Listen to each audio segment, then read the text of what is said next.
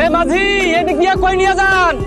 আরে মিয়া যদি সোজা যায় তো লাগবে 3 ঘন্টা, আর যদি এই দিক দিয়ে যায় লাগবে মাত্র আধা ঘন্টা, বুঝো? আরে এদিক দিয়ে তো ডাকাত আছে। আরে মিয়া 3 বছর ডাকাতের লাগে আমার দেখা হয় না, আর আমি ডাকাত পালি। এই যে হালুসাট আছে, ডাকাত আলি পিটাবো। সরে তো সরো।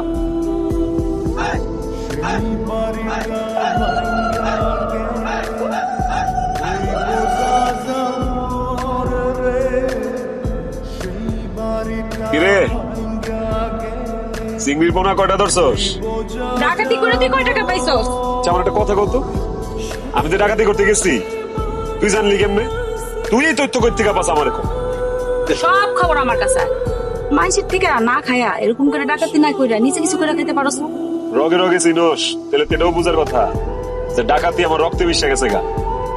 রক্তের স্রোত আর নদীর স্রোত কোনদিন বেমানি করে না। মাংসে ডাকাইতে রক্ত আয়া পড়ছে। তবে কথা দিতেছি, একদিন না একদিন এই ডাকাতি ছেড়ে দিব। যেদিন তুই ডাকাতি ছাড়বি ওই দিন আমি বিয়ে হইব। তাইলে ওই দিন বেশি দূরে নাই, খুব জলদি। সুন্দরী, কেমন কেমন যদি লাগতেছে, জড়া ধরি। আইছে সব কত জড়াজড়ি। যা ভাগ, মানুষ দেখবো না। মাইন্ডসের আমি হারাইতেছি। মাথা গরম করেছে কিন্তু রঘু, সাধারণ পরিবারে আমার মতো লোকের বিয়ে করা ঠিক না। এটা সমস্যা লাগিয়েই থাকবো, পুলিশের সমস্যা, সামাজিক সমস্যা চলতেই থাকবো। তাই আমি সিদ্ধান্ত নিছি, আমার বন্ধু জামাল ডাকাতের মাইয়া কুসুমের লগে তাই বিয়ে করাম, আর এটাই ফাইনাল। কে কইছে আমি রঘু লগে ঘোরাঘুরি করি? মাইনসে যা কইছে সব মিথ্যা কথা কইছে। মিথ্যা কথা, মিথ্যা কথা আমি একদম পছন্দ করি না। আমার এক কথা 100 কথা সমান। আমার বন্ধুর মাইয়ার লগে তোর বিয়ে করাম, এটাই ফাইনাল। আব্বাই কইছে কাইটটা আমার এই গাঙ্গে জলে ভাষায় দিব, কুমির রেখা হইব, তারপরে তোর লগে কোনো ডাকাইতে ঘরে বিয়া দিব না। তোর জন্ম এই রঘুর জন্য, তুই খালি আমার, তুই কারো হইতে পারবি না।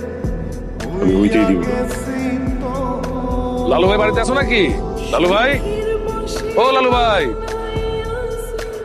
তুমি তুমি আমার বাড়িতে? লালু ভাই, মানে যে কারণে আসছি আর কি, ব্যাপারটা হলো যে তোমার মাইয়া সুন্দরী আর আমার পোলা রঘুর মধ্যে একটা সম্পর্ক, মানে প্রেমের সম্পর্ক হয়ে গেছে। তাই আমি ভাবলাম যে তোমার মাইয়ারে আমার পোলার সাথে বিয়ে করাইয়া আমার বাড়িতে নিয়ে যাবো। তুমি কি কও? কত বড় সাহস, একটা ডাকাত পরিবারের মানুষ হয়েছে, তুমি আমার বাড়িতে বিয়ের প্রস্তাব নেয়া? এক্ষুনি বাইরে যাও, তাহলে সারা গ্রামের মানুষটা কেমন অপদস্থ করবো এটা চিন্তা করতে পারবো না। আব্বা, আমি রঘুরে ভালোবাসি। তো ভালোবাসা একদম মাইরা ভালো কিন্তু কয়ে দেই, চিরস আমারে। আব্বা, আমি রঘুরে ছাড়া বাঁচবো না। কত বড় সাহস! আস্তে, সুন্দরী লেগা আমি আমার বাপেরও ছাড়ি নাই। তুই কোন জঙ্গলের রাজা রে? হ্যাঁ, কত বড় সাহস, তুই আমার সুন্দরী রে আমার সামনে গায়ে হাত তুলস? তোর এই হাত আমি এনে এইসব ডাকাতি শুরু করছস না? আব্বা, তুমি আমার যার লগে বিয়া দিবা তার লগে আমার বিয়া হইব। দাদু সাহেব ডাকাত হইলো, তার একটা মান ইজ্জত আছে। হ্যাঁ, কিন্তু তার মাইয়া রঘু ডাকাতের লগে প্রেম করে, এটা কি মাইনা লওয়া যায়? না না, এটা মানে না, টাকার ব্যবসা করতে হইব। ডাকাত গ্রামের মধ্যে বাস করতে দেওয়া যাবে না। ডাকাত কোন গ্রামের ভিতরে বাস পাবে, ওদেরকে উচ্ছেদ করতে হবে। তোর জন্য গ্রামের মধ্যে আমাদের কোনো মান সম্মান কিছুই থাকলো না। গ্রামের মানুষ আমাদের নিয়ে কানাকানি করতেছে। তোরে এটা আগে জানলেই আগেই মেরে ফেলতাম।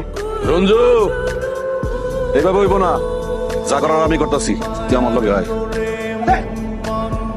সর্দার, সর্দার, সর্দার, গ্রামবাসীরা সব মশালে আইতেছে। ওই দিক থেকে আমগো ঘর বাড়ি নাকি পুরাই ফেলাইব। শুধু ঘর বাড়ি না, আমগো নাকি জ্বালাই দিব। রঘু চল, চল জায়গা। না না, সুন্দরীরে ফালায় আমি দিয়ে কোথাও যাবো না। ওই বুঝাও, তোমার পোলার বুঝাও। ভাই, কি করতেছস? সুন্দরী বড় হয়ে গেছে আমার কাছে। হ্যাঁ, যা যা তাড়াতাড়ি। পাখি, পাখি এখন আমার খাঁচায় বন্দি। মায়া পালা মারে, মায়া পালা মারে, আমি বাঁচতে চাই না তো আর। আমি কি বাইসে থেকে কি করবো? মায়া পালা মারে।